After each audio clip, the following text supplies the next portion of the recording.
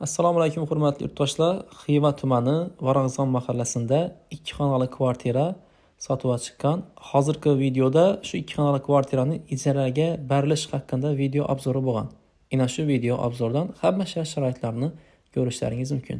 Nomerlarni qoldiramiz. Kimga ma'qul bo'lsa, narx-navolarni kelishib olishlaringiz mumkin bo'ladi. Sizlarga bir yandan shuni syomkasini, obzorni ko'rsatib o'tamiz va videoni oxiridan ko'ringlar. Narxlarni, sharoitlarni sizlar uchun taqdim etib o'tamiz. Ketdik. Xudo xohlasa, kvartiramiz 2 xonali bo'ladi. Bu yon tarafda spalni sharoitlari вообще dahshat, gap bo'lishi mumkin emas. Hurmatli kuzatuvchilar, kvartiramiz Yevroremontdan chiqqan natnajoy patologlarimiz spalniki, albatta shkaflari bilan birga beriladi. Pola keladigan bo'lsa, hech xavotir olib o'tirmaysizlar. Bu yerni обязательно bir soat ichida taxlab to'shab g'olisini qo'yib beradilar. Qolaversa, bu yerda zal. Agar ko'p oilali, ko'p farzandli oilali bo'lsangiz, bemalol bu yerda yashasa bo'laveradi. Mehmon kutish uchun zo'r, dahshat joy, zal umuman yaxshilab e'tibor berasizlar.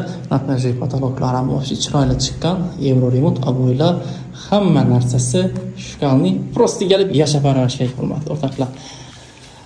Qolaversa, endi oshxonamiz bor. Oshxonamizdan ko'rsatib o'tamiz. Xolodilnikimiz. Endi sizlardan qolgan, lekin zakonni ishlaydi. Xohlasangiz almashtirishingiz mumkin. Kuxonniy mebellarimiz, oshxona mebellari hali yangi. Kuzatuvchilar, bir oy yashalgan bu kvartiramizda oilali inson yashalgan. Prosta narxlarni kelishmaganliklari uchun bu yerda ko'p ijarada turmaganlar. Bir oy yashalgan. Yevroremontdan chiqqan yangi kvartira. Kimga ijaraga kerak? Prosta kelib yashab boradigan joy. Oilali odam bo'lsa albatta hammom kerak bo'ladi. Buni sharoitlarni ko'rib turibsizlar, aynan. Gap bo'lishi mumkin emas. Bahosini keladigan bo'lsak, bahosi 2 million qilib beriladi ekan. Egasini nomerini, telefon nomerlarini qoldiramiz. Endi o'zbekchilik balkim kelishlari ham mumkin, narxlarni qaytishlari ham mumkin.